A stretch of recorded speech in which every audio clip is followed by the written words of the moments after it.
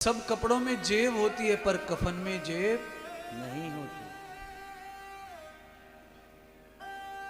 आप सब जानते हैं, मर जाए कोई तो उसकी घड़ी, उसके कान के कुंडल, उसके पैर के बिछिया तक निकाल लेते हैं।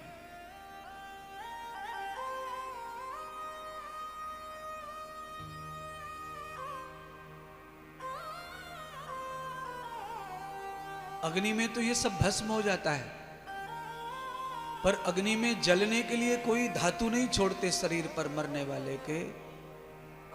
एक छोटा सा तार सोने का मुंह में डालते हैं, और वो सोने का तार भी गरुड़ पुराण में लिखा है, पद्म पुराण में लिखा है कि सोना मुंह में डालने से कुछ पाप कम हो जाते हैं मरने वाले के, इसीलिए डाल देते हैं।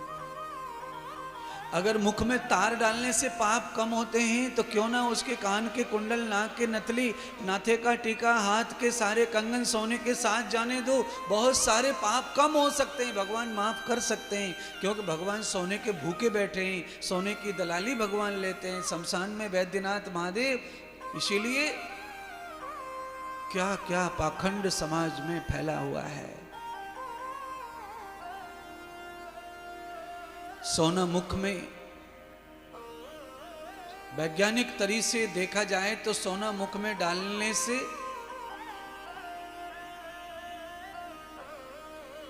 मरे हुए शरीर से निकलने वाला जो वायरस होता है वो कम हो जाता है।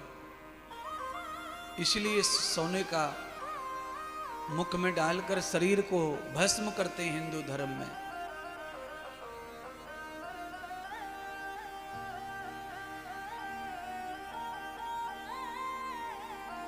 आप इस बात को समझ लीजिए, महाभारत का युद्ध संपन्न हो गया और महाभारत के युद्ध में कौरवों की पराजय हुई और पांडवों की विजय।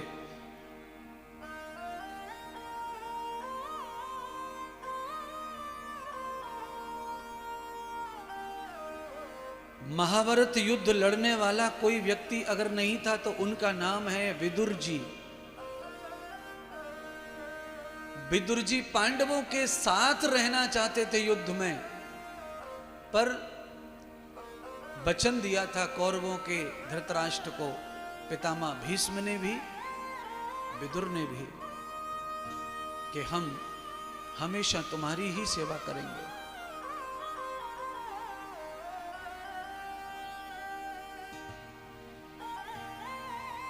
आज ऐसा समय आ गया, ऐसी परिस्थिति आ गई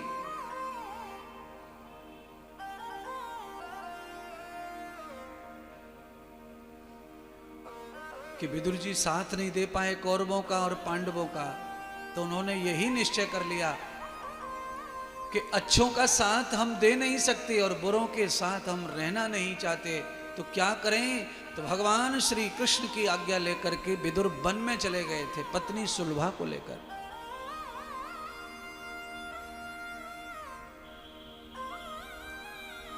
आज महाभारत हो गया, कौरव मारे गए, दुर्योधन भी मृत्यु को प्राप्त हो गया, धृतराष्ट्र और गांधारी दोनों जीवित पांडवों के ही महल में निवास करते हैं। पांडव भली भांति उनकी सेवा करते हैं। पांडवों के मन में तनक भी ये बात नहीं आती है कि ये वही है, ये वही गांधारी है और ये वही धृतराष्ट्र है जिसने अपने पुत्रों को नहीं रोका था अत्याचार करने से। पांडव ये सारी बात इसलिए नहीं सोचते क्योंकि गांधारी और धृतराष्ट्र दोनों ने खूब खूब समझाया था कौरवों को, अपने पुत्रों को, पर दुर्योधन के आगे पिता माता की एक नहीं चलती थी। बड़े पुत्र का सम्मान करना पहले से ही हमारी परंपरा है। बड़ा पुत्र, हमारे यहां पर पुराणों में लिखा है कि बड़े पुत्र का नाम तो पिता को भी नहीं लेना चाहिए। पिता की जगह पर जो पगड़ी बंधवाता है, पिता के जाने के बाद जो पिता की पाग को लेता है, पिता की जगह पर धर्म जिम्मेदारियों को जो संवारता है और अपने पूरे समाज के कार्यों को, पिता के कार्यों को पूरा करता है, ऐसा ज्येष्ठ पुत्र दुर्योधन था। और वो निकम्बा था, अत्याचारी था, हिंसक था, लालची था और माता पिता के ऊपर चढ़ कर के काम करने वाला नाश की ओर चला गया। आज भी भारत में किसी भी कौम जात में कोई ऐसा दुष्ट दुर्योधन है पुत्र जो माता पिता की एक नहीं सुनता, उनके सिर पर चढ़कर काम करके उनको तकलीफ में डालता है, उसका भी दुर्योधन जैसा ही हर्ष होगा, उसका भी ऐसा ही होगा, उसे भी ऐसे ही मरना पड़ेगा, अपयश की मृत्यु, उसके मरण को अपयश प्राप्त होगा।